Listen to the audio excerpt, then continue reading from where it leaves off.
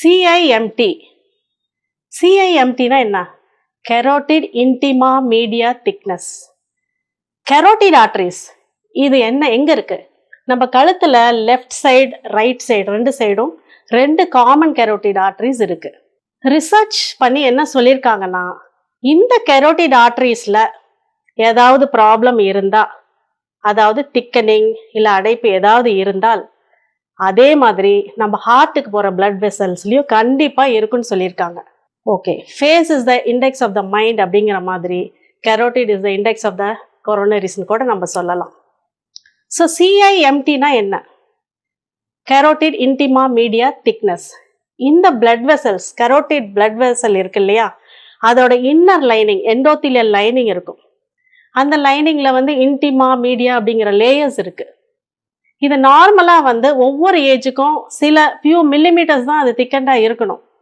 அதுக்கு மேலே போயிட்டா அது அப்நார்மல்னு நம்ம சொல்லுவோம். ஸோ எப்படி இது திக்கனிங் ஆகுதுன்னு நான் சொல்கிறேன். நார்மலாக பிளட் வெசலில் இன்னர் எண்டோத்திலியல் லைனிங் ஸ்மூத்தாக இருக்கும். பிளட் நார்மலாக அதில் ஃப்ளோ ஆகிட்டு இருக்கும்.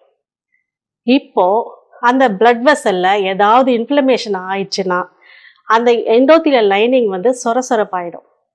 அப்படி சொரசொரப்பு ஆன உடனே என்ன ஆகும்னா, அந்த பிளட்ல இருக்கிற contents like cholesterol, proteins, calcium, இந்த மாதிரி சப்ஸ்டன்சஸ்லாம் இந்த இன்ஃப்ளேம் ஆன எண்டோத்திலியல் லைனில் ஒட்டிக்குது. இது ஒட்டுறதுனால என்ன ஆகுது, அந்த லைனிங் திக்காயிடுது. இதுதான் இன்டிமா மீடியா திக்னஸ்ன்னு நம்ம மெஷர் பண்ணுறோம்.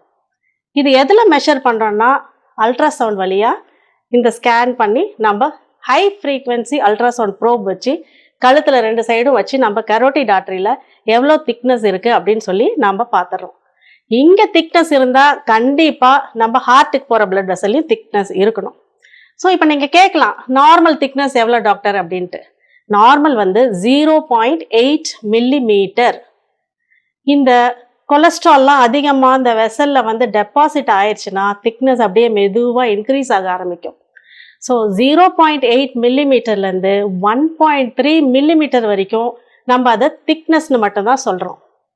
ஆனால் இந்த 1.3 மில்லிமீட்டர்ஸ்க்கு மேலே போயிடுச்சா அதை நம்ம பிளாக் அப்படின்னு சொல்கிறோம்.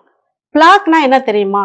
இந்த திக்னஸ் அதிகமாக அந்த பிளட் வெசலோட உள்ளர லேயரில் ஒரு மேடு மாதிரி அது ஃபார்ம் ஆகும். ஃபார் எக்ஸாம்பிள் நீங்கள் வால்கனஸ் பார்த்துருங்க, எரிமலைகள்லாம் எப்படி நம்ம நில மட்டத்துலேருந்து மேலே எகிரி வருது, அந்த மாதிரி இந்த பிளாக்ஸ் அந்த வெசல்குள்ளாரியே பல்ஜ் மாதிரி ஃபார்ம் ஆகும்.